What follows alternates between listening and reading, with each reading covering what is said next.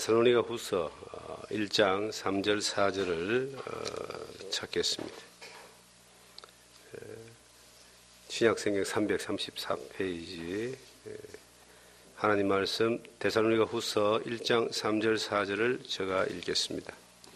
형제들아, 우리가 너희를 위하여 항상 하나님께 감사할지니 이것이 당연함은 너희의 믿음이 더욱 자라고 너희가 다 각기 서로 사랑함이 풍성함이니 그러므로 너희가 견디고 있는 모든 박해와 환난 중에서 너희 인내와 믿음으로 말미암아 하나님의 여러 교회에서 우리가 친히 자랑하노라. 아멘. 믿음과 사랑의 자람이라는 주제로 오늘 우리에게 주신 하나님의 말씀 함께 나누기를 원합니다. 우리가 이 시대를 살아가면서 예수를 믿고 천국 소망을 바라보며 그리스도인으로 살아간다라고 하는 것이 그렇게 어렵지 않은 시대에 우리가 살고 있습니다. 우리가 보고 있는 이 데살로니가 후서의 이 성경은 참으로 어려운 시대를 살았던,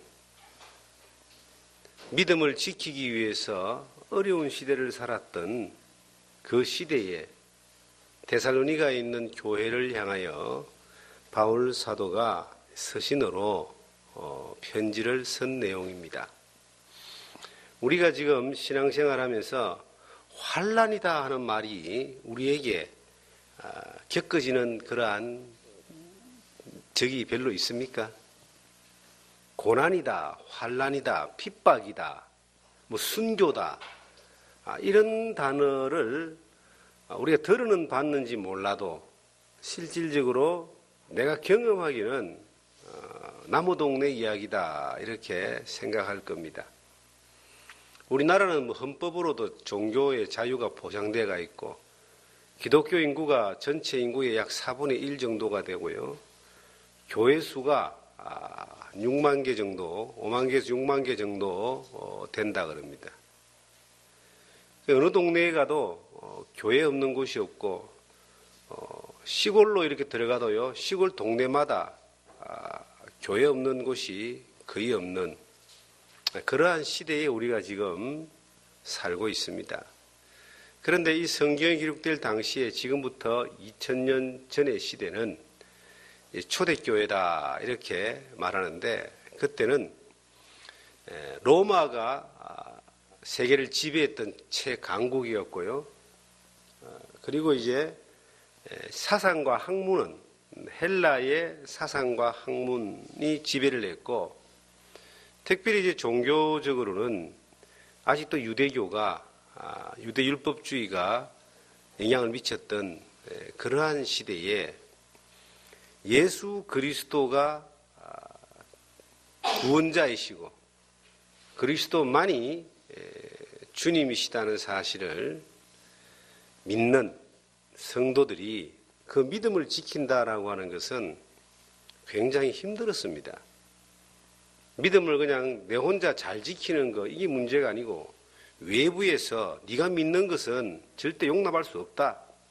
이 믿음을 지키려면은 너는 죽어야 되고 살려면은 믿음을 버려라. 이러한 것을 선택을 요구하는 그러한 시대에 살았습니다. 로마는 이제 황제를 신으로 믿었습니다. 로마의 황제 외에 예수 그리스도가 만왕의 왕이고 만주의 주라고 했을 때 로마가 이것을 인정하지 않으려고 했고요.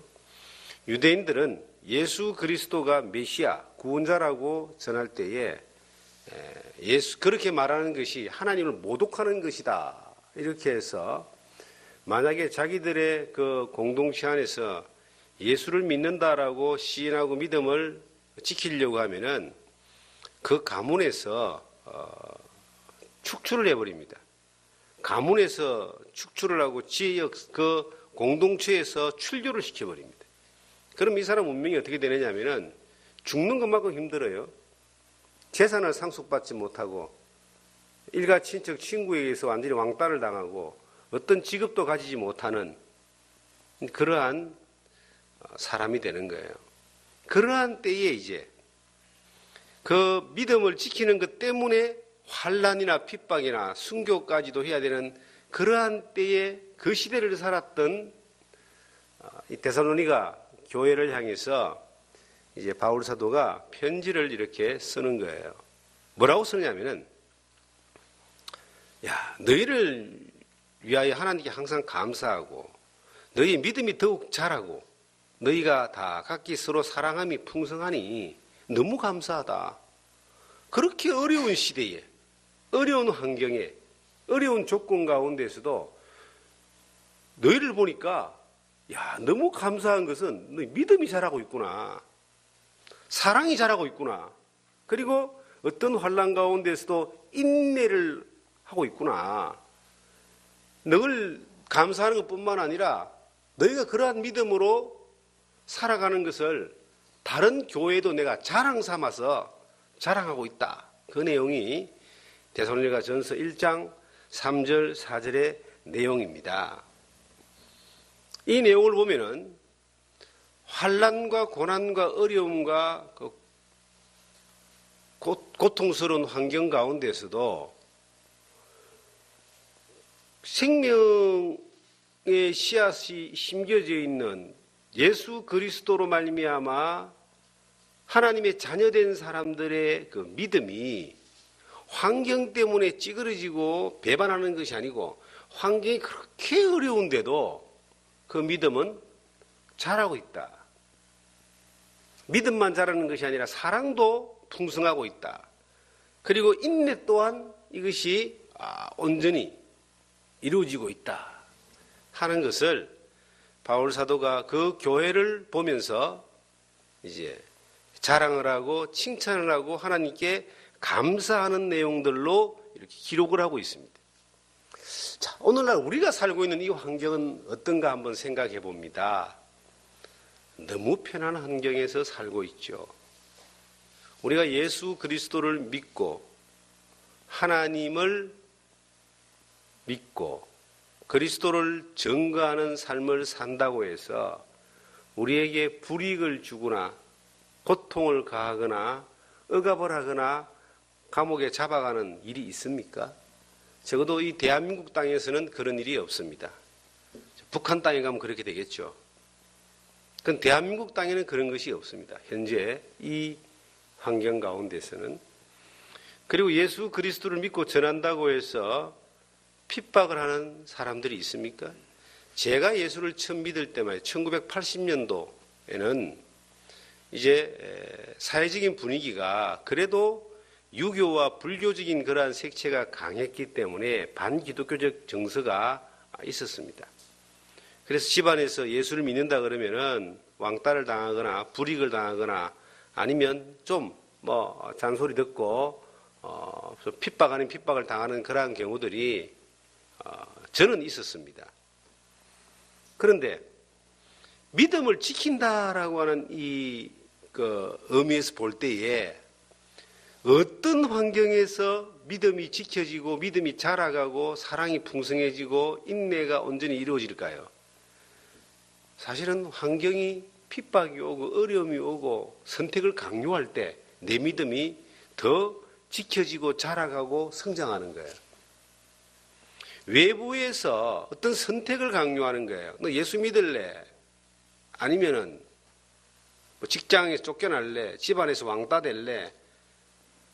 어떤 불이익의 조건을 딜을 해서 이제 거래를 해서 막 내미는 거예요, 계속. 그런데 아무런 어려움도 없고 아무런 선택해야 되는 그러한 기로에도 없는 평탄한 가운데서 사는 사람들이 신앙이 성장하고 자라고 인내 가운데 굳어지고 그렇게 세워지는 것이 아니고 어려움이 올 때, 환경적인 어려움이 올 때 핍박도 오고 고난도 오고 선택도 강요받고 불이익에 대해서 고민도 해보고 그럴 때에 그래도 내가 나를 구원하신 주님, 나를 사랑하시는 하나님을 배반하지 않고 그 천국의 소망을 두며 이 땅에 또한 하나님의 성령의 인도하심 가운데 머물며 살기를 바라는 이것의 가치를 두고 그 세상의 수많은 선택에 대한 요구에서 어떤 불이익을 감수하라고라도 믿음을 지키는 선택을 했을 때에 그러한 선택이 계속 이어져 갈 때에 신앙이 자라는 거예요. 지금 우리가 사는 이 시대를 가만히 봅니다. 너무 편합니다. 내가 뭔가를 선택해야 되는 것은 어떤 면에서는 내 믿음에 대해서 믿음을 허물기 위해서 선택을 강요하는 것이 아니고 우리가 선택해야 되는 것은 어떤 면에 이런 겁니다. 너무나 편안하기 때문에 조금 더 부지런해야 될 것인가 아니면 게을러야 될 것인가 이걸 선택하는 거예요. 교회 오는 것조차도 조금의 더 부지런함을 선택해야 되는 굉장히 소극적인 선택이 되는 거죠. 그 다음에 또 어떤 것이 있습니까? 핍박이나 고난이나 환난에 대해서 믿음을 지키는 것이 아니라 지금 이 시대는요. 유혹에 대해서 죄에 대한 유혹에 대해서 나를 지키는 너무나 편안한 가운데 더 편하고 더 즐기는 쪽으로 갈 것이냐 아니면 이걸 안 가고 믿음으로 나를 지킬 것이냐 좀 더 소극적이고 이 편안한 가운데서 선택을 해야 되는 우리가 불이익을 당하는 것에 대한 대가를 지불하는 것에 대한 선택보다는 내가 육신의 정욕을 이기고 이것을 끊어나가는 것들에 대한 선택.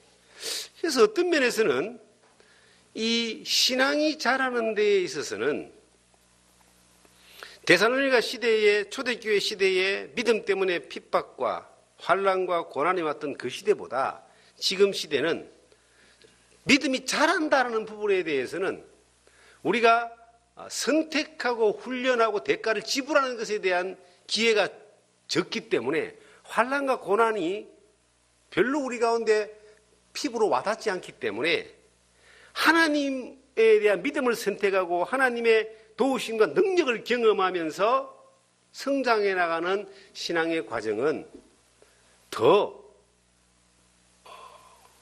불리한 시대, 어려운 시대에 우리가 살고 있지 않는가 이런 이제 생각을 해보게 됩니다.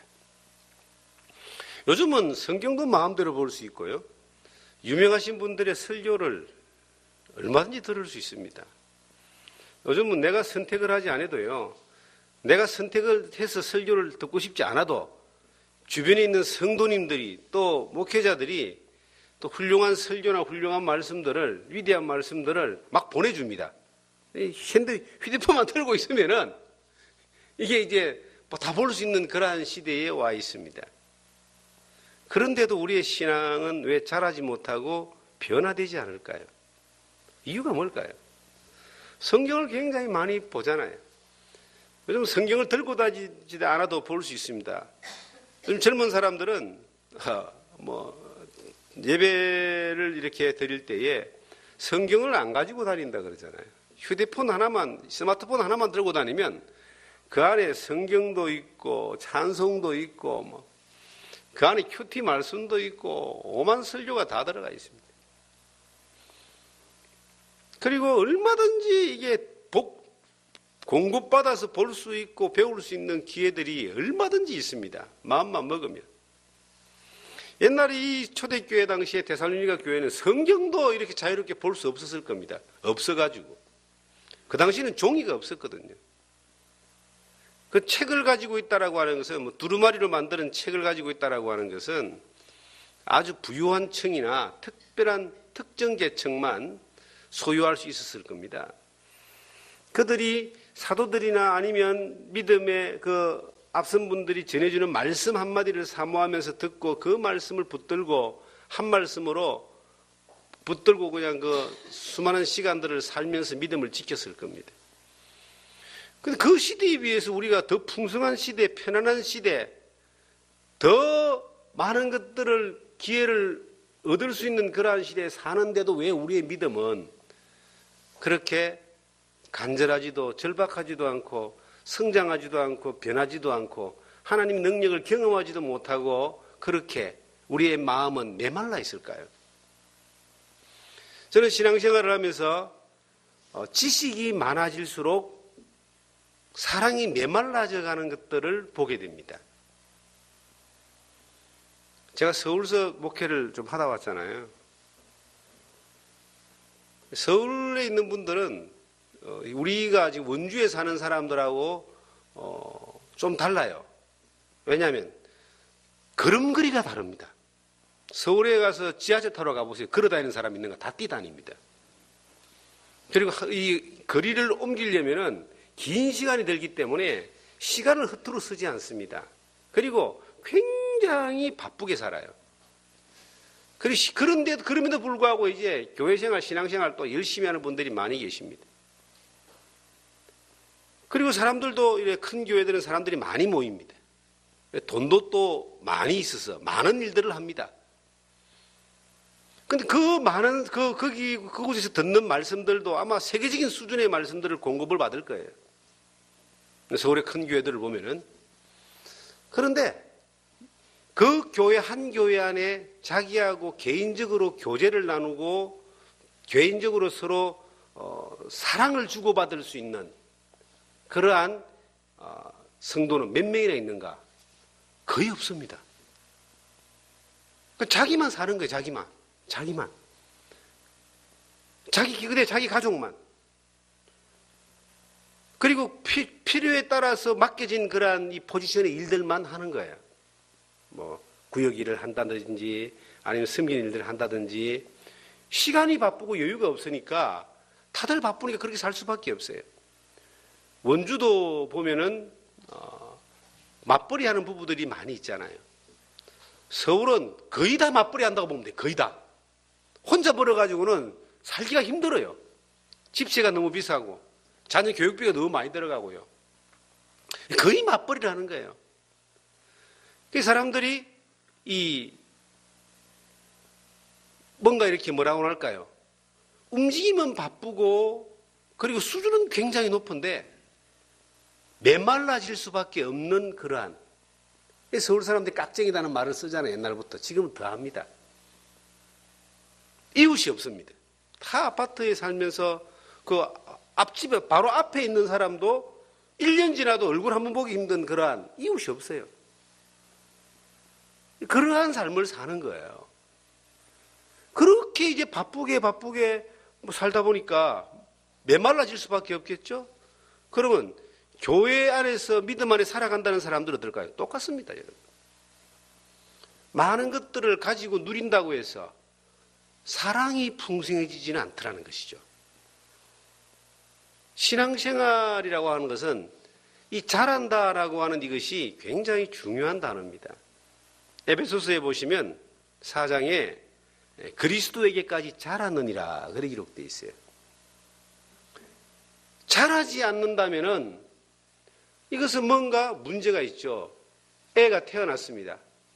애가 태어났는데 얼마나 감사합니까? 그런데 태어났는데 1년이 지나도 안 자라고 2년이 지나도 안 자라면은 그 부모의 골칫거리일 거예요. 평생 부모의 이 고통입니다. 그것은. 믿음은 어떨까요? 우리가 하나님의 자녀가 되었다, 거듭났다는 말은 태어났다는 뜻입니다. 태어나면 자라야 돼요. 마땅히 자라야 되는데 자라지 못하면 그것이 문제가 됩니다. 어떤 면에서는 교회 안에서 일어나는 수많은 문제 가운데 어떤 한 부분은 자라지 못한 사람들로 말미암아 나타나는 현상일 겁니다. 어린애기가 어린애기 짓을 하는 것은 당연한 겁니다. 애기가 똥 싸고 밥상 없고 숟가락질 못하고 걸음걸이 못하는 것은 당연한 거예요. 그것은 흠이 되지 않습니다. 그것은 그 가정에서 잘 돌봐줄 수 있습니다. 그런데 10살, 20살 묵은 사람이 여전히 기저귀 차고 있고 똥 싸고 밥상 없고 걷지 못한다면 그 아이를 낳은 부모가 평생 가슴에 무거운 짐을 지고 고통하며 사는 고통거리가 되는 겁니다. 신앙도 마찬가지입니다. 그리스도 안에 새로 거듭나고 태어난 사람들이 어린아이, 갓난아이처럼 행동하고 하는 것은 지극히 당연한 겁니다. 문제가 되지 않습니다. 그런데 마땅히 어른이 돼야 되고 마땅히 선생이 돼야 되고 마땅히 성숙한 사람이 되어야 되는 사람이 여전히 그 아기처럼 행동하고 아기처럼 말한다면은 이것은 상당한 어려움을 주는 겁니다. 그래서 신앙생활은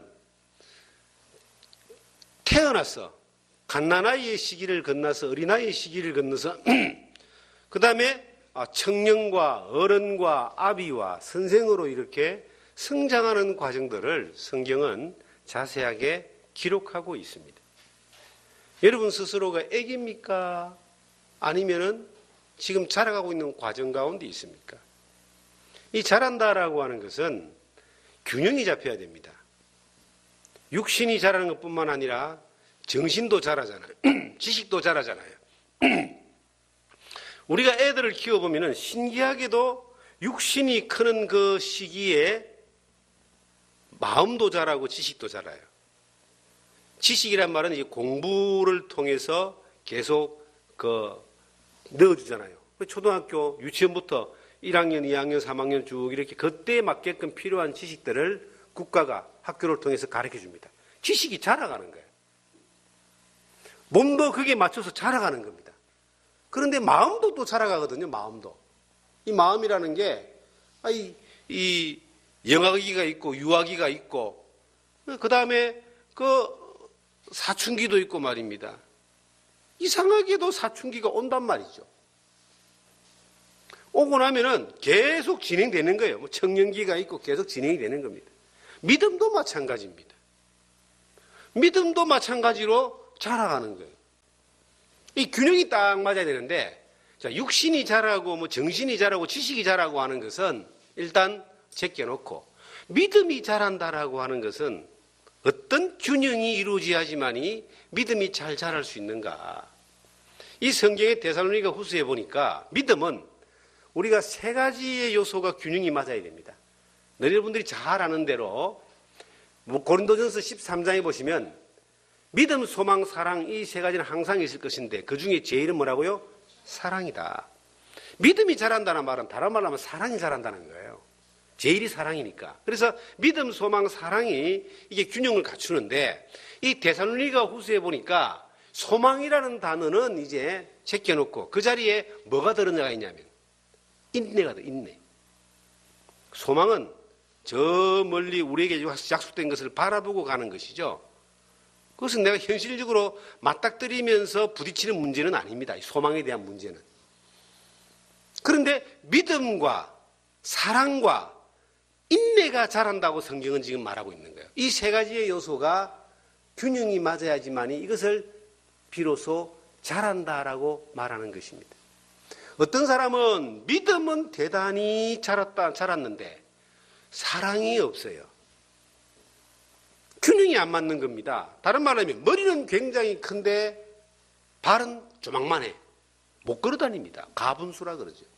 균형이 안 맞게 자란다는 것이죠. 어떤 사람은 육체는 굉장히 어른인데 이 정신은 2살, 3살로 머물러 있어요. 그런 사람들 안타깝게도 주변에 많이 있잖아요. 자란 것이 아닙니다. 신앙도 마찬가지. 믿음은 굉장히 자랐다고 생각하는데 사랑이 없어요. 이 말은 뭐냐? 한쪽은 자랐는데 한쪽은 균형이 안 자라졌기 때문에 정상적이지 않다라고 하는 겁니다. 자라는 게 뭐예요? 자라는 것은 균형을 갖추어서 이렇게 쭉 자라야지 그 인격적으로나 신앙적으로나 자랐다라고 우리가 표현을 할 수 있습니다. 믿음이 자랄 때 사랑이 같이 자라야 되고 믿음과 사랑이 자랄 때 인내가 같이 자라야 됩니다. 우리가 주변의 성도들을 볼 때에 성경도 많이 알고 믿음도 대단한 것 같은데 사랑이 없는 사람들이 봅니다. 믿음과 성경에 대해서는 굉장히 박식한데 그 사람의 삶의 행동을 보면은 늘 누구를 정죄하고 판단하고 비판하고 그리고 그 시기심이 일어나서 다투고 수군거리고 뒷말하고 이런 사람들이 실질적으로 어디 가나 있어요. 그럼 그런 사람들을 볼 때 우리가 야, 저 사람이 믿음이 대단한 사람인데 왜 저렇게 인격적으로나 삶에 사랑이 없을까라고 판단합니다. 덕이 안 되는 삶이 되는 거죠. 자랐다고 표현할 수 없는 사람이에요. 이것은 균형이 깨져버렸기 때문에 자란 것 같이 보이지만 자라지 않았습니다. 또 어떤 사람은 사랑이 굉장히 많아요. 뭐 섬기고 베풀고 나누고 헌신하고 사랑이 참 많은데 믿음이 없어요. 보여지는 사랑은 많은데 믿음이 없습니다.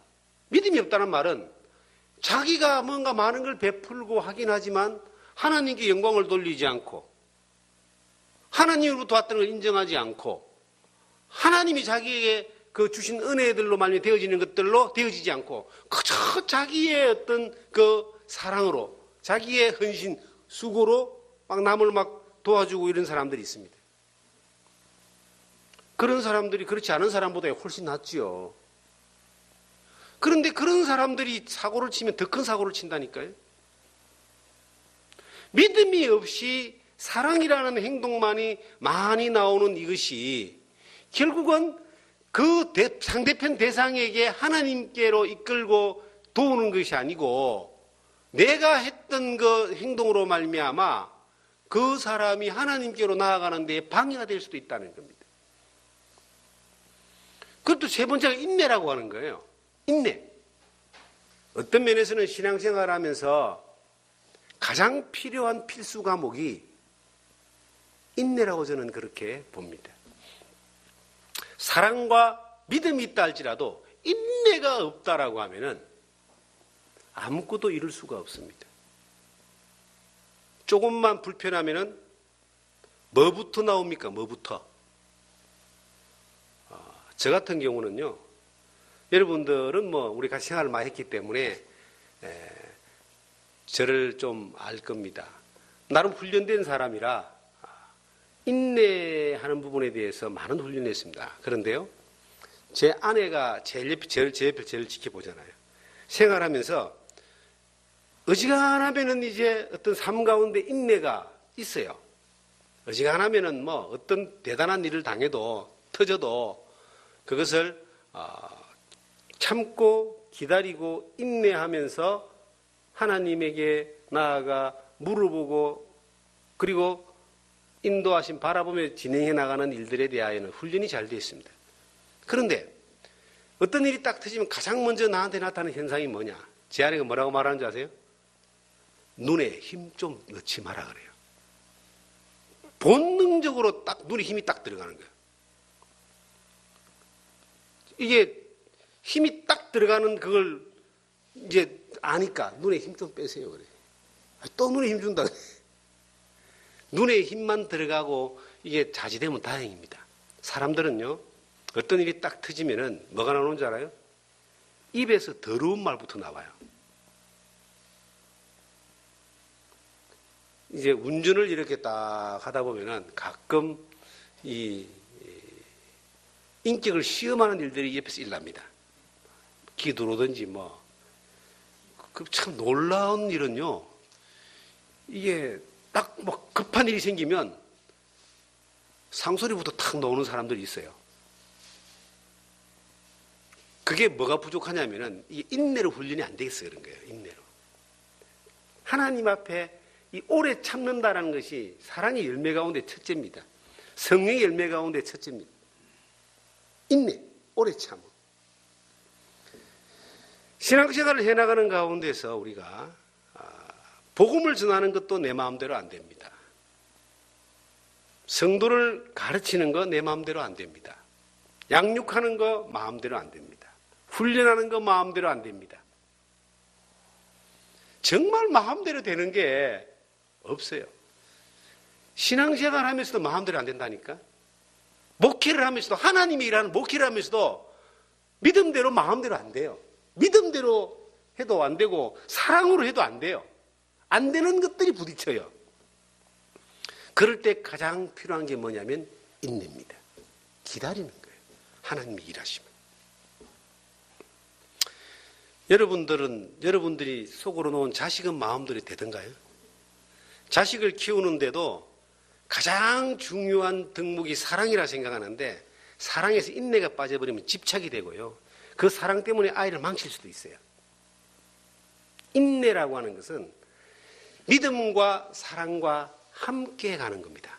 이것이 균형이 맞춰지지 않으면은 성질 나는 대로 말하고 생각나는 대로 행동하고 기분대로 판단하고 우리가 다 그렇게 연약한 사람들이잖아요. 그런데 믿음이 자란다라고 하는 것은 신앙이 자란다라고 하는 것은 그 안에 믿음이 있는 것뿐만 아니라 그 안에 믿음으로 오는 사랑도 있어야 되고 그 믿음으로 오는 뭐가 있어야 된다? 인내. 인내하지 않는 사람은 어떤 결과를 보기가 힘듭니다. 복음을 전하는 입장에 있어서 볼 때에 인내를 배우지 못했다면 이 복음을 전하는 이것도 아마 못할 거예요. 저 같은 경우도 못했을 거예요. 주의 일을 한다는 데 있어서도 가장 중요한 게 뭔가? 이게 인내입니다. 버티는 겁니다. 인내란 말은 버틴다는 거예요. 어떤 일을 딱 시작했을 때에 쉬운 일이 없습니다. 쉬운 일이. 엄청나게 뭔가 잘 될 것 같고 대단할 것 같죠. 우리가 볼 때는 굉장히 잘 되는 것 같고 좋은 것 같고 대단한 것 같잖아요. 그런데 그 잘 되고 좋고 대단한 것에 대하여 깊이 들어가면은 그 안에 어렵고 힘들고 주저앉고 도망가고 싶은 일들이 대부분 있는 겁니다. 그런데 그러한 때에 그 사람이 거기에서 어떤 빛을 바라는 거하고 아니면 거기에서 포기하는 거 차이가 뭐냐? 그게 소망이 있는 사람은 인내가 있다는 거예요. 믿음 안에서 믿음과 소망과 사랑 위에 인내라고 하는 것이 같이 계속 쭉 갈 때 이것이 하나님의 도우심으로 역사하시는 능력을 볼 수 있는 제일 좋은 그러한 방법이 되는 겁니다. 신앙이 자라는 것은 성경을 많이 한다고 자라는 것은 아닙니다. 성경 많이 하는 거하고 신앙 자라는 거하고 그것이 같은 말이라면은 얼마나 좋겠습니까만은 그렇지 않습니다. 그러나 신앙이 자라는 것은 하나님의 말씀을 통하지 않고는 또 안 되는 겁니다. 하나님의 말씀이 신앙이 자란다는 말 이거예요. 하나님의 말씀이 내게 들어와요. 예배를 통해서든지 묵상을 통해서든지 성경 공부를 통해서든지 하나님의 말씀이 들어와요. 일단은 그 다음 뭐가 되겠어요? 이게 내 안에 순종하고자 하는 마음이 돼야 됩니다. 뒤로 돌아가지고 요리싹 돌아가지고 이쪽으로 아주 빛의 속도로 빠져나가는 사람들이 있습니다. 돌아가지고 빠져나가는 사람들이 있어요. 주일날 예배당에 와서 딱 말씀 들을 때는 아이고 아멘 할렐루야 하는데 문 열고 나가는 순간 다 까먹어버리는 사람이 있어요. 믿음이 자랄 수가 없습니다. 여러분. 우리 윤권사님 늘 그런 간증을 합니다. 자기는 일주일 설교를 듣고 주일날 설교를 듣고 그 설교 말씀을 일주일 동안 본인이 먹고 산다는 거죠. 어떻게 먹는지는 잘 모르겠어요. 저는 한 번 드렸는데 일주일 먹는다 그러니까 대책임질 하시겠죠. 들어졌던 그 말씀이 일주일을 먹는다라고 하는 것은 묵상하고 대책임질하는 건데 묵상하고 대책임질 한다고 해서 신앙이 자라지 않는다니까요. 그건 내가 받아들이는 거예요. 받아들인다고 신앙이 자라는 게 아니에요. 자라는 건 뭐냐? 내게 왔던 말씀이 내 안에 받아들여져 가지고 내 삶을 통해서 그 말씀에 따라 순종하는 겁니다. 말씀이 순종되어질 때 자람이 시작되는 겁니다. 돌아가지고 머물러만 있으면 자람하고는 별로 관계가 없어요. 지나가 버리면 이거는 아무 소용없는 것이고. 어떤 사람은 그런 이야기를 하더라고요. 콩나무 씨루에 물을 자꾸 뿌리면은 물은 다 내려오는 것 같은데 콩나물은 자란다고. 그래도 말씀이 있는 자리에, 말씀을 듣는 자리에 있는 것이 안 듣는 것보다 훨씬 낫다. 서서히라도 어쨌든 간에 주의 손에 붙들려서 예배 가운데 있으면은 하나님 도우심이 있다라고 그렇게 판단하지만 우리에게 생명의 씨앗을 뿌리신 하나님은 우리가 자라기를 원합니다. 성장하기를 원합니다. 성장이라고 하는 것은 여러분 욕심을 좀 낼 필요가 있어요. 그리스도에게까지 자란다라고 하는, 정말 그리스도를 닮아가고 그리스도로 살아가고 그리스도에게 영광을 돌리고 그리스도 역사가 나타나는 것인데, 내게 말씀이 들려오고 내가 딱 받아들여지고 난 이후에 이것이 내 삶을 통해서 순종해 봐야 되겠다. 순종하면 어떤 일이 벌어질까요? 순종하면 어떤 일이 벌어지냐면, 말씀하신 그분이 내가 말씀을 순종할 때 그 순종한 것에 대한 역사를 보여주신다는 거죠. 그러니까 신앙이 자라는 것은요, 하나님의 말씀이 내게 들어와서 내가 이 말씀을 따라서 그 하나님의 말씀을 따라 순종할 때에 말씀하신 그분이 나를 통하여 역사하는 것을 보게 되면 믿음은 자랍니다. 자, 예를 들어 보겠습니다. 제가 제 아들에게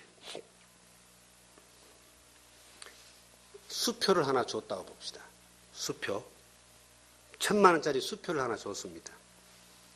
이걸 가지고 가서 농협에 가서 바꾸어서 현찰로 만들어서 네 마음대로 써라 그랬습니다. 아들은 아직까지 수표가 뭔지 잘 모른다고 봅시다. 그럼 이 수표가 종이 쪼가리 하나라고 생각해 봅시다. 받았어요, 일단. 종이 쪼가리 하나를 받았습니다. 받았는데 이것을 가지고, 야, 이건 뭐 종이 쪼가리 이건 뭐 은행까지 갈라야 귀찮다 이거. 그냥 뭐 냅둬버리고 내 마음대로 하자 하고 이걸 갖다가 버려버렸다 봅시다. 이게 1,000만 원짜리인데 받기는 받았는데 이 종이 쪼가리 하나의 능력을 몰라요. 이게 1,000만 원 현찰로 바꾸는 걸 몰라요. 그래서 버렸어요. 그러면 1,000만 원이 자기한테 와요, 안 와요? 안 오잖아요. 그런데 이 아들이 이걸 받았어요. 뭔지 모르지만은 내 아버지가 시키니까 한번 은행 가보자 해서 갔습니다. 받아가 마음 먹고 갔습니다. 가는 게 순종이라 이 말이에요. 받는 게 순종이 아니고 가는 게 순종이라 이 말이에요. 가서 농협에 가서 1,000만 원 요걸 가지고 이거 좀 바꿔주세요 하고 줘봤어요. 그랬더니 농협 직원이 1,000만 원을 5만 원짜리를 빳빳하게 딱 주네. 그걸 딱 받았어요. 그러면 종이가 뭐가 돼요? 1,000만 원. 이게 바로 능력이에요, 능력. 이 하나님의 능력을 경험하는 거예요. 아버지가 줬는데, 이 말을 순종했는데 그것이 1,000만 원의 능력으로 왔어. 이 1,000만 원가 자기 필요한 걸 했다고 봅시다. 그럼 그 다음에 이제 저 아버지가 다시 1,000만 원짜리를 딱 줍니다. 그러면 이걸 수표를 주면 그 다음에 이것을 받을 때는 이 아이는 어떤 마음으로 받아요? 이미 종이로 받는 것이 아니라 뭐예요? 1,000만 원짜리 능력으로 받죠. 혹시 이해가 안 되세요? 이해가 안 되시는 것 같은 표정이 막 보이네. 우리가 믿음이 자란다라고 하는 것은 하나님이 내게 말씀하신 것을 받아가지고 이게 진짜인지 아닌지 모르는데 뭔 믿음이 자랍니까? 이걸 받아가지고 내가 발걸음을 움직여서 하나님 하라는 대로 해보니까 이게 진짜 실체로 내게 오는 겁니다. 이걸 경험하면은 그 다음에 또 하나님 말씀하시면 또 실체로 온다는 걸 믿으니까 하게 되겠죠. 이게 바로 믿음이 자라는 거예요. 믿음은 경험되어져서 자라는 겁니다. 그래서 말씀을 듣는 게 굉장히 중요해요. 그런데 더 중요한 것은 그 말씀을 따라 순종하는, 움직이는 이것이 중요한 것이고요. 그 다음에요. 그 순종을 통해서 나타나는 하나님 능력을 경험할 때 믿음이 자라는 거예요. 그런데 그 능력이 왜 우리가 살아가는 삶 가운데 하나님의 능력을 경험하지 못하나요? 왜 오랜 세월 신앙생활하고 왜 그렇게 하나님을 오랫동안 믿고 성경을 그렇게 많이 알고 그렇게 하나님을 사모하는데 왜 믿음이 자라지 못하고 믿음의 역사를 못 볼까요? 왜일까요? 받기는 잘 받는데 이거 받은 것에 대해서 능력이 오기까지 그 중간 과정 순종을 안 하니까 그런 겁니다. 순종을 할 때에 내 마음 안에 수많은 싸움이 생기잖아요. 할까 말까 하면 힘든데 안 될 것인데 그 모든 것들을 제껴놓고 말씀에 따라 그냥 가버리는 거예요. 순종해버리는 거예요. 그럼 뭐가 오느냐? 말씀하신 그분이 약속하신 것이 내게 오는 거예요. 그게 하나님의 능력입니다. 하나님의 역사를 경험하는 거예요. 역사를 경험했을 때 그 하나님을 얼마나 신뢰하게 될까요? 그분이 내게 말씀하신 것은 성경에 하나님 말씀은 살았고 운동력이 있어 좌우의 날선 어떤 것보다 예리하여 혼과 영과 관절과 골수를 찔러 쪼개기까지 하니. 히브리서 4장 12절의 말씀인데 하나님 말씀이 살아있다. 그 말씀하신 것이 그대로 내가 움직여 보니까 하나님이 정말로 약속하신 것을 능력으로 역사로 보여주더라. 이게 경험되어지면은 우리의 신앙은요 점점점 자라는 거예요. 날마다 능력을 경험할 수 있습니다. 그런데 많은 사람들은 하나님 말씀을 듣기는 듣는데 내가 능력을 경험 못하는 거예요. 하나님의 역사를 경험하지 못하는 거예요. 그게 지치죠. 왜 지치느냐? 말씀에 문제가 있는 것이 아니라 그 말씀을 따라 거기까지 움직이는 그 사람이 게으르기 때문에. 게으른 사람은 하나님의 말씀에 순종하는 것을 게으른 사람은 하나님의 능력을 보는 것도 이것은 거의 불가능한 상황입니다. 거의 안 죽을 만큼 죽만 먹고 사는 것이지 성장하지 못하는 사람이 되는 겁니다. 그러면 능력을 본 사람은 또 어떤 사람은 어떻게 될까요? 하나님의 능력을 봤어요. 이제 그 사람은 어떻게 되는가? 하나님으로 말미암아 그 마음이 풍성해지는 거죠. 이게 바로 믿음이 풍성해지는 겁니다. 그 사람은 어떤 현상이 나타날까요? 이 사람은 하나님의 사랑이 내 안에 많이 채워지니까 그 사랑이 나오는 겁니다. 그래서 믿음의 능력을 경험함으로 하나님의 뭐가 나온다? 사랑이 나오는 거예요. 성도를 사랑하는 것도 나올 수 있습니다. 복음과 교회를 사랑하는 것도 나올 수 있습니다. 능력을 경험하지 못하고 단지 내가 거듭나고 하나님의 자녀가 되었다는 것만으로 우리가 삶을 헌신하고 하나님에게 복음을 전하는 것에 헌신하고 할 수 있느냐? 힘듭니다. 여러분, 태어난 기쁨이 그렇게 오래 갈까요? 내가 하나님의 자녀가 되었다는 기쁨은 자녀로서의 기쁨은 천국까지 갈 때까지 갑니다. 그런데 내가 하나님의 자녀로 태어난 기쁨이 그래 오래 갑니까? 태어난 걸 기쁘다고 더 태어나고 안 기쁘다고 덜 태어나는 거 아니잖아요. 태어난 사실, 거듭난 사실은 한 번으로 영원한 거예요. 그런데 그 태어난 기쁨만 가지고 내가 복음을 전하고 신앙을 지키고 믿음을 지키고 살 수 있느냐? 그렇지 않습니다. 태어난 기쁨은 한 번입니다.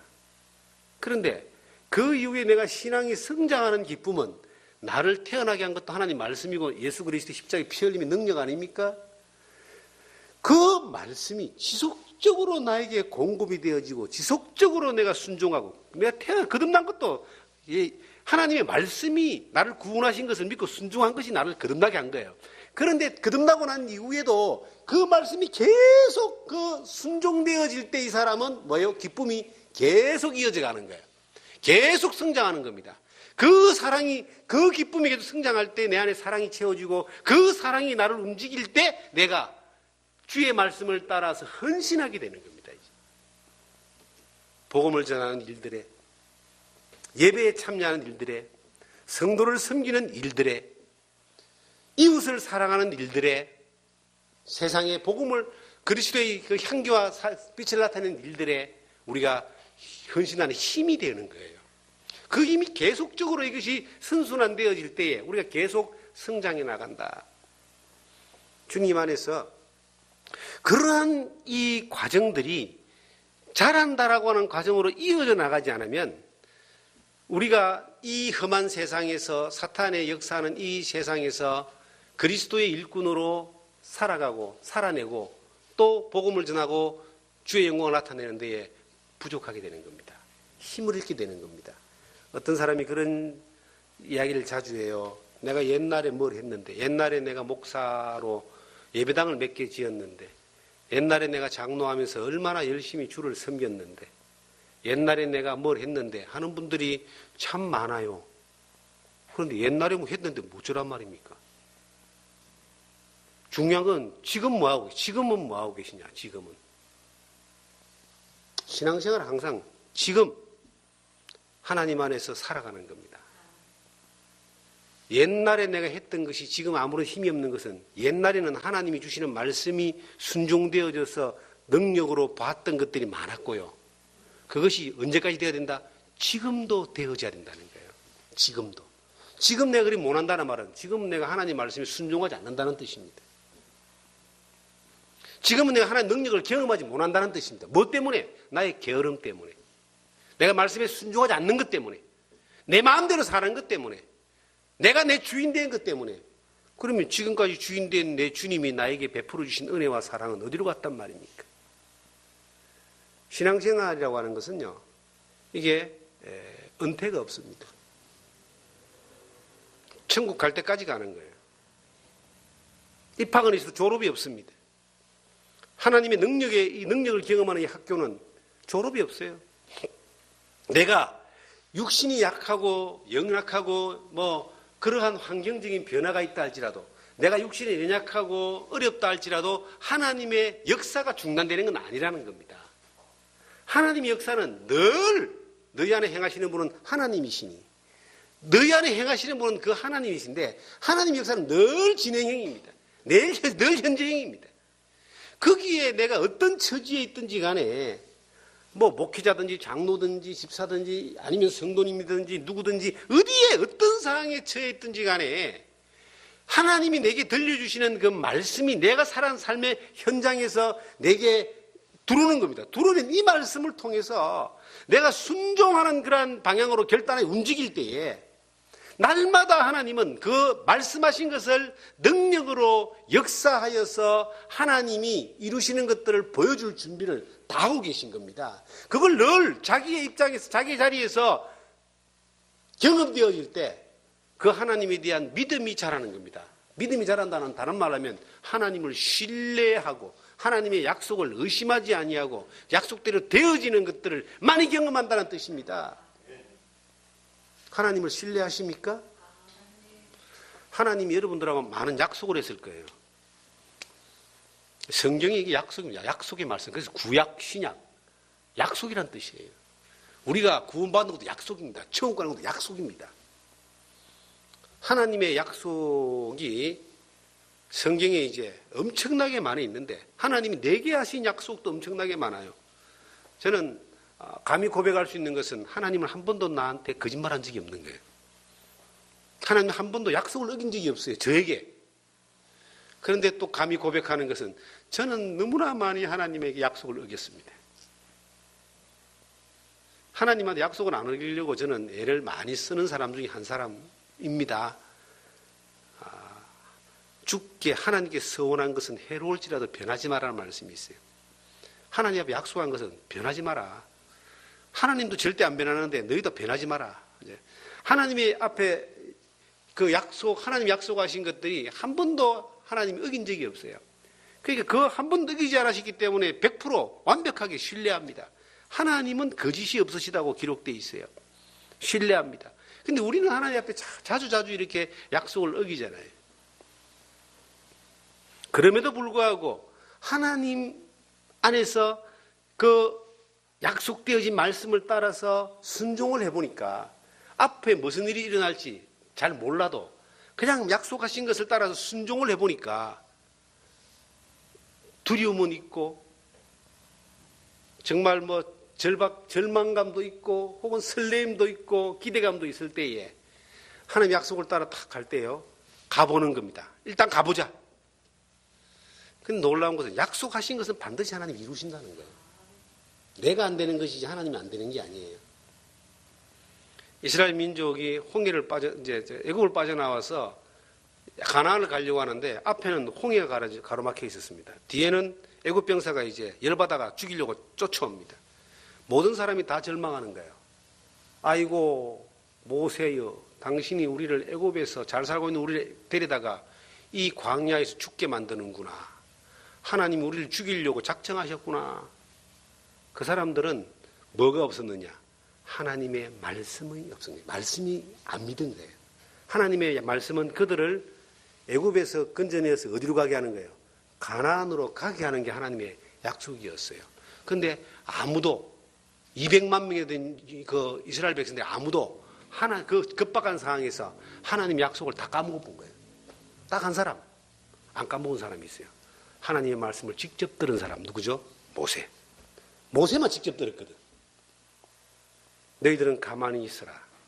여호와의 구원하심을 봐라. 하나님이 놀라운 일을 하시잖아요. 절대 일어나지 않는 100% 불가능한 그 환경에서 홍해를 갈라가지고 이스라엘 백성들을 다 바다를 물을 육지처럼 건너가지고 가나안으로 인도하셨습니다. 그 우리 하나님이세요. 지금 우리가 가는 이 처했던 환경을 한번 보세요. 저는 너무나 자주 이 믿음의 삶을 살면서 부딪혔던 이 홍해바다, 앞에는 홍해바다, 뒤에는 애굽병사, 이 환경을 너무나 자주 경험했습니다. 그런데 그럴 때마다 방법을 하나 알고 있는 거예요. 하나님이 나와 함께 하신다. 하나님이 이 일을 이루신다. 하나님이 행하시는 걸 보여주세요. 그리고 믿음의 길을 선택합니다. 어차피 앞으로 가도 죽고 뒤로 가도 죽을 것 같으면은 믿음으로 가다가 죽는 게 능력을 보는 방법입니다. 그런데 그때마다 하나님이 홍해를 갈라주셨어요. 그때마다. 그런 순간들이 한두 번이 아닙니다. 그러니까 그러한 순간들을 맞닥뜨리고 경험해 나갈 때에 두려움이 없는 거예요. 왜? 그게 믿음이잖아요. 내가 많은 경험을 해보니까, 그래 보니까 하나님이 그렇게 하시더라. 믿음이잖아, 이게. 그리고 조금 안 된다고 해서 난리를 치고 불평을 하고 인내가 없어서 그래요. 기다리는 거예요. 입 딱 다물고. 하나님 어떻게 행하시는가 봅시다. 하나님이 행하시는 거예요. 우리가 입대로 하면요. 우리가 입술의 고백대로 하면 여러분들도 다 아마 그대로 됐다면 다 죽었을 거야. 죽고 싶다는 말을 너무 많이 하잖아, 대한민국 사람들은. 안 그래? 아이고 힘들어 죽겠다. 배고파 죽겠다. 다 죽어야 돼. 입술의 고백도 할 수만 있으면은 좋은 말로 고백을 하세요. 제가 제 아이들을 키울 때에 자동적으로 말을 안 듣고 이러면요, 막 안 좋은 말이 나가요. 이 망할 놈, 잘못될 놈, 이 나쁜 놈. 근데 가만히 생각해 보니까 사람은 말대로 되거든요. 진짜 이게 망할 놈 되고 나쁜 놈 되고 죽일 놈 되면 어떻게 되겠니? 그래서 말을 바꿔야 되겠다. 그래서 말을 바꿨습니다. 감정적으로는 이 망할 놈이라고 나오고 싶은데 잘될 놈. 이 잘될 놈. 넌 잘될 놈이야. 넌 예쁜 놈이야. 정말 그렇게 말을 바꿨어요, 어릴 때. 그러니까 정말 잘 되더라니까요. 자, 여러분들도 마찬가지. 주변의 사람들에게 우리가 어려운 환경 가운데 우리를 이끌고 가는 뗄 수 없는 우리의 이 육신의 사람들이 있습니다. 남편이든 자녀든 손자든 아내든 친구든 친척이든 그들을 향해서 내가 믿음 안에서 하나님의 능력을 경험한 사람이고 그리고 그들에게 하나님의 능력을 전달하기를 원하는 사람이라면은 절망적인 이야기, 포기하는 이야기 그런 생각조차도 가지지 말고 특히 입술로 뒷말로 표현하더라도 축복을 하세요. 인내하면서.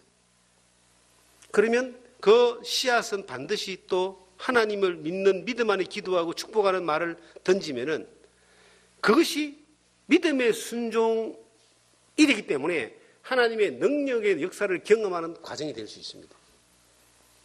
우리가 포기하는데 하나님 역사할 수 있을 것 같습니까? 잘 안 해요. 우리가 믿음으로 포기하지 않을 때에 하나님이 역사를 보여주시는 겁니다. 주 예수를 믿으라 그러면 너와 네 집이 구원 얻으리라 그래요. 우리가 사랑하는 사람을 포기할 수 있습니까? 그런데 사람들은 자기 마음에서 저 사람은 안 될 것이다 라고 하는 포기를 해요. 복음을 전하는 문제에 있어서도 그런 경우들이 있습니다. 그런데 포기하는 사람을 통해서 복음이 전해진 적을 본 적이 없어요, 제가. 근데 포기하지 않는 사람을 통해서는 언젠가는 전해지더라니까요. 그 기도를 하나님이 들으시고 역사한다니까요. 그 믿음의 순종을 보고 하나님이 역사하신다니까. 내가 포기하니까 안 돼. 내가 믿음이 없으니까 안 되는 거예요. 교회에 복음을 전하고 개척하는 경우들이 있습니다. 많은 사람들이 개척에 실패를 합니다. 개척교회가 10개 개척하면 1년 안에 5개가 문 닫습니다. 개척교회가. 5년 안에 그 5개 중에서 또 3개가 문 닫습니다. 2개, 10년 지나면 1개 정도 남는다 그래요, 개척교회가. 그 정도로 요즘은 교회가 보편화되어 있지만 새롭게 개척을 해서 복음을 전하기가 힘든 시대입니다. 그런데 우리에게는 복음을 전하라라고 하는 명령을 하나님이 주셨습니다. 그 사명을 받은 사람이 하나님을 믿는 믿음으로 말미암아 복음을 전하는 삶을 전하러 나간다고 봅시다. 혹은 뭐 좀 멀리 해외로 선교하러 나갈 수도 있을 겁니다. 우리나라 안에도 복음 전할 곳이 많습니다. 해야 될 어떤 세분화된 그런 여러 곳이 있습니다. 그런데 그 개척을 하러 가서 그것이 시골이든 도시든 어디인가 간에 어떤 사람이 그 하나님의 능력의 역사를 보고 복음이 전해지는 것들을 경험하느냐. 저는 간단한 원리라고 봐요. 하나님이 내게 주신 말씀이 있는 사람입니다. 그리고 그 말씀을 따라 묻지도 말고 따지지도 말고 순종하는 사람입니다. 환경과 여건을 보지 않고 말씀을 따라 순종하는 사람이에요. 우리는 너무나 환경과 여건을 보는 거예요. 환경과 여건이 우리의 신앙생활을 성장하는 데에 그것이 좋고 편안하고 평탄한 환경이 우리를 성장케 하는 것이 아니라 어떤 면에서는 환경과 여건이 어렵고 힘들고 절박하고 불가능이 없는 가운데서 하나님의 능력을 보게 되면 그 사람의 신앙도 성장하고 그의 사역도 성장하는 거예요. 우리는 좋은 환경에 가서 편안하게 살고자 하는 마음을 다들 가지고 있습니다. 좋은 환경 가서 편안하게 살면 얼마나 좋습니까?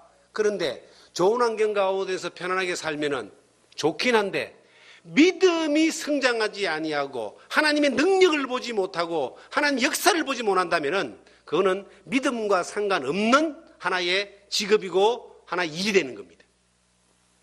그런데 믿음이 성장하는 거예요. 믿음이 자라는 거예요. 그리스도에게까지 자란다고 성경은 표현되어 있습니다. 믿음이 자라는 것의 제일 끝트리는 예수 그리스도에게까지, 그리스도와 같이 그렇게 자랄 수 있는 그 자람의 그 과정은 복음을 전하는 목회자에게도 마찬가지입니다. 어떤 면에서는 내가 평탄하고 편안하게 사는 것에 인생을 허비하는 것이 그것이 그 가장 어리석은 선택이라고 생각할 수 있어야 됩니다. 하나님의 능력을 보고 사는 것이 얼마나 이것이 대단한 축복입니까? 인생이 참 금방 지나가더라고요. 참 안타까운 것은 요즘 우리 이 교회의 어르신들이 소천을 많이 하셔요. 80 넘어가고 90 넘어가신 분들 소천을 많이 하시는데 그분들을 처음 만날 때는 10년 전, 15년 전 이렇게 처음 만날 때는 그래도 쟁쟁했던 분들이었는데 세월은 못 이기는 거예요. 금방 지나갑니다. 10년, 20년도. 그 우리도 10년, 20년 지나고 나면은 한참 노인의 반열에 들어가든지 또 하나님 부름을 받든지 그러지 않겠습니까? 인생 금방 지나가는데 이 지나가는 인생 동안 그냥 편안하게 묵고 잘 살고 걱정 없이 사는 것이 그것이 우리의 소망이냐? 저는 그러지 않기를 바랍니다. 저 자신을 두고도 편안하게 살고 평안하게 살고 평탄하게 살고 돈 걱정 없이 살고 아무 걱정 없이 살고 그렇게 그냥 늙어가서 세월 늙어가서 주님 앞에 서는 것보다 언제라도 항상 하나님의 말씀을 따라서 그것을 순종하여 선택할 수 있는 그 믿음을 가지고 그 영적 전쟁에서 말씀을 선택하여 순종해서 하나님의 능력을 보는 자리에서 늘 거하고 싶다. 그것이 환경이 어렵다 할지라도 그 자리가 훨씬 더 행복한 자리다. 하나님 앞에서 여러분들 지금 좀 고생스럽게 사시는 분들이 계십니다. 저는 나보다 더 고생하며 사는 사람이 별로 없다고 생각하며 살았는데 요즘은 나보다 더 고생하고 사는 사람이 너무 많은 것 같아요.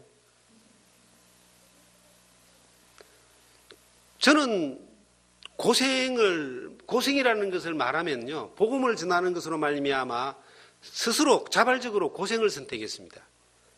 말씀을 선택하고 나가면서 하나님의 능력을 경험하는 자리를 선택할 때 이거는 세상이 원하는 것을 과는 상반되고 배치되는 것이기 때문에 힘들 수밖에 없습니다.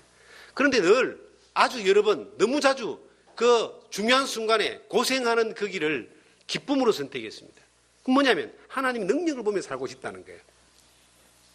지금 이제 그렇게 몇십 년을 살아왔는데 지금 살면서 앞으로 얼마나 몇십 년 얼마나 더 길게 살려고 편안하게 살고 평탄하게 살고 형통하게 살고 돈 걱정 없이 살고 그러고 노후 편안하게 놀러 다니면서 사는 그것을 바라보면서 인생을 선택하겠느냐는 것이죠.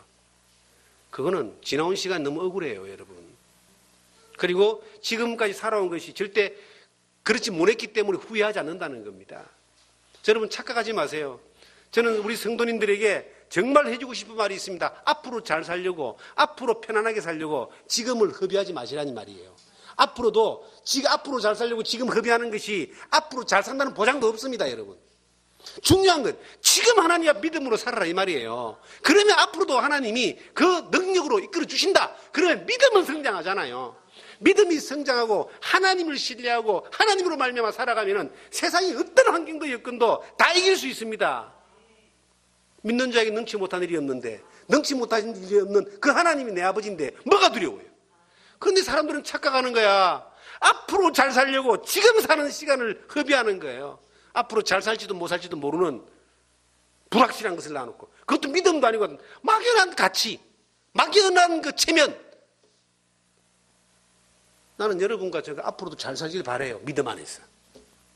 여러분이 믿음 안에서 앞으로도 성장하는 사람들이 되기를 원하고, 정말 바울 사도가 내가 너희를 보니까 너무 감사하다. 그리고 많은 교회 앞에 내가 너희를 자랑한다. 무엇을 보고 무엇을 자랑해요? 그들이 하나님을 믿는 믿음과 하나님의 그 사랑으로 인내하며 자라기 때문에 그 자란 것을 자랑한다. 목회자의 기쁨이 뭡니까? 많은 영혼들이 주님 앞으로 돌아오는 복음이 전해지는 것이 가장 큰 기쁨일 겁니다. 또 다른 기쁨이 뭡니까?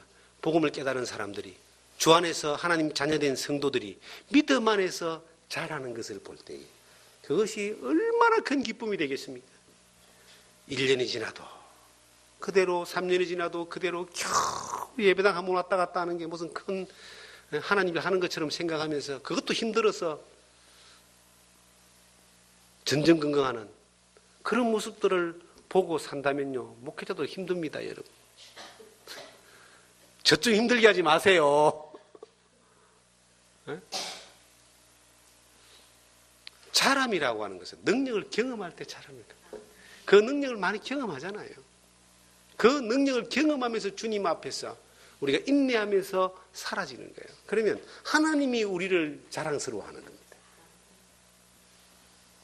여러분과 저는 하나님의 능력을 경험하고 능력을 따라서 이 땅에서 역사를 경험할 수 있는 자리에 있는데, 여러분과 제가 그 능력을 더 많이 경험하면서, 역사를 더 많이 경험하면서 주님 정말 우리 가운데 역사하시는 것들을 또 많은 주변 사람들에게 믿음의 증거로 나타내 보이는 그런 여러분과 제가 되기를 주님의 이름으로 축복합니다.